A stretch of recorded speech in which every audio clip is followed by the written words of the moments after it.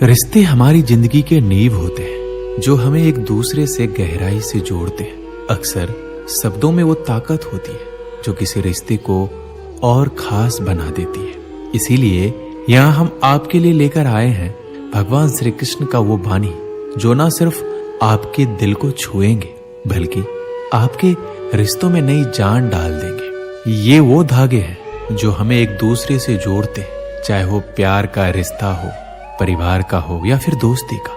कई बार एक छोटा सा शब्द दिल की गहराइयां तक छू जाता है और हमें रिश्तों को नए नजरिए से देखने पर मजबूर कर देता है। अगर आप भी अपने किसी खास रिश्ते को शब्दों के जरिए और गहराई देना चाहते हैं तो ये वीडियो आपके लिए खास होने वाला है। रिश्तों की नींव हमेशा विश्वास और सम्मान पर टिकी होती है। अगर किसी रिश्ते में भरोसा कम पड़ जाए तो वह रिश्ता एक सूखे पेड़ की तरह हो जाता है।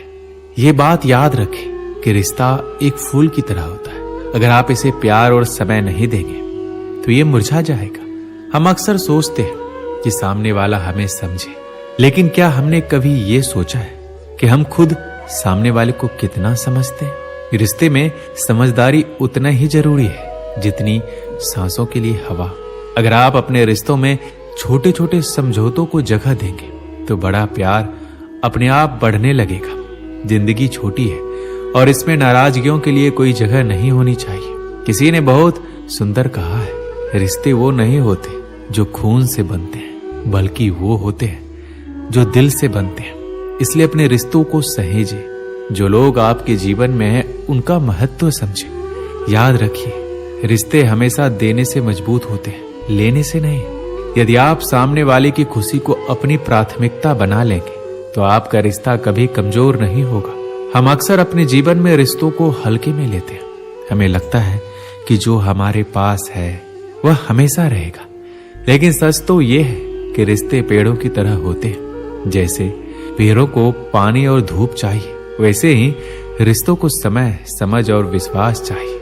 रिश्तों में सबसे बड़ी ताकत होती है बातचीत। कई बार हम छोटे छोटे मन मुटाव को बड़ा बना लेते हैं क्योंकि हम समय पर बात नहीं करते। यदि किसी रिश्ते में कोई दरार आ जाए तो उसे नजरअंदाज ना करें, समय पर हल करें, क्योंकि जितना समय आप देंगे उतना ही रिश्ता गहरा और मजबूत होगा। दूसरी बात, रिश्ते में स्वार्थ की जगह नहीं होनी चाहिए। जब आप बिना किसी अपेक्षा के कुछ करते हैं तो सामने वाले को वो महसूस होता है। इसलिए कोशिश करें कि आप रिश्तों में केवल प्यार और स्नेह का बीज बोएं।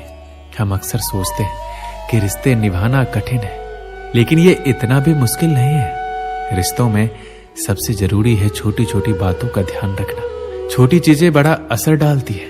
किसी का हालचाल पूछ लेना, किसी की मदद कर देना, किसी की तारीफ कर देना, ये सब रिश्तों की मिट्टी को उपजाऊ बनाते हैं। रिश्ते में उम्मीदें रखना स्वाभाविक है क्योंकि ये विश्वास और प्यार का प्रतीक है। लेकिन जब हमारी उम्मीदें पूरी नहीं होती तो निराशा हमें घेर लेती है। यही निराशा धीरे धीरे रिश्तों को कमजोर कर देती है। पर क्या ये सही है कि हम केवल अपने उम्मीदों के आधार पर रिश्ते को मापें? शायद नहीं। जीवन हमें सिखाता है कि उम्मीदें जितना स्वाभाविक है, उन्हें संभालना और संतुलन बनाना उतना ही जरूरी है। जब हमें लगता है कि सामने वाला हमारी अपेक्षाओं पर खड़ा नहीं उतरा तो हमें ये सोचना चाहिए कि हमने कभी उन जरूरतों और अपेक्षाओं को समझने की कोशिश की है। इसी तरह ईमानदारी रिश्तों का दूसरा सबसे महत्वपूर्ण पहलू है।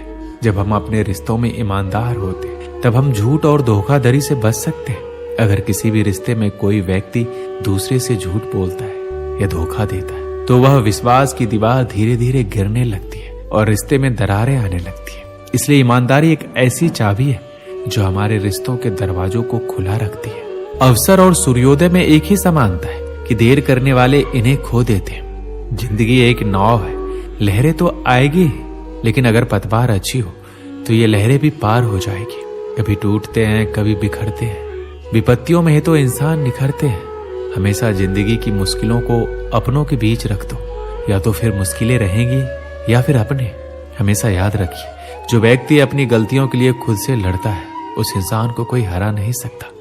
हमेशा अपने रिश्तों को समय दीजिए, क्योंकि रिश्तों में दरार दूर रहने से नहीं आती बल्कि रिश्तों को समय न देने से आती है। कभी भी किसी का अपमान मत करना, आप शक्तिशाली हो यह अच्छी बात है, लेकिन वक्त आपसे अधिक शक्तिशाली है, तो ये कभी मत भूलना। हमेशा याद रखना कि किसी का सरल स्वभाव उसकी कमजोरी नहीं होती है। पानी भी सरल होता है, लेकिन उसका तेज बहाव बड़े से बड़े चट्टानों को भी तोड़ देता है। झूठी कस्में खाने से इंसान तो नहीं मरता, लेकिन इंसान का विश्वास जरूर मर जाता है। कीमत दोनों ही बातों की चुकानी पड़ती है, बोलने की भी और चुप रहने की भी। अगर तूफान ज्यादा हो तो कश्तियां डूब जाया करती है।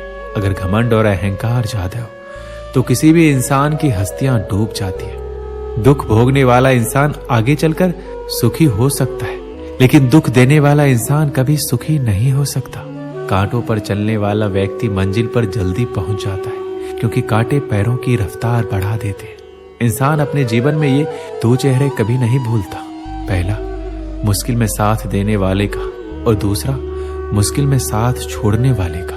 तुम कब सही थे इस बात को कोई याद नहीं रखता, लेकिन तुम कब गलत थे इस बात को कोई कभी नहीं भूलता। जब रास्ते पर चलते चलते आपको मंजिल का ही ख्याल ना आए तो समझ लीजिए कि आप सही रास्ते पर चल रहे हैं। मेरे साथ ही गलत क्यों होता है? मैं सबका अच्छा करता हूं फिर भी मेरे साथ ही बुरा होता है। अगर आपके मन में भी कभी ये सवाल आता है कि मेरे साथ ही बुरा क्यों होता है, तो यहाँ पर सबसे पहले जो समझने वाली बात है वो ये है कि बुरा सबके साथ होता है। बुरा वक्त ही हमें असली सबक देता है। कभी कभी ऐसा होता है कि हमने किसी के साथ बहुत अच्छा किया और हमारे साथ बुरा हो गया, पर इसका मतलब ये नहीं है कि हमें अच्छाई का साथ छोड़ देना चाहिए। अगर हमने किसी के साथ अच्छा किया है तो हमें उसका फल अवश्य मिलेगा, लेकिन वक्त आने के बाद एक बात तो आपको माननी पड़ेगी, हर एक घटना किसी न किसी कारण के लिए घटित होती है। कुछ भी बिना वजह के नहीं होता। एक नगर में दो युवक रहते थे। उनमें से एक आदमी ईमानदार व्यापारी था, जिसने कभी किसी के साथ बुरा नहीं किया, ना कभी गलत किया था।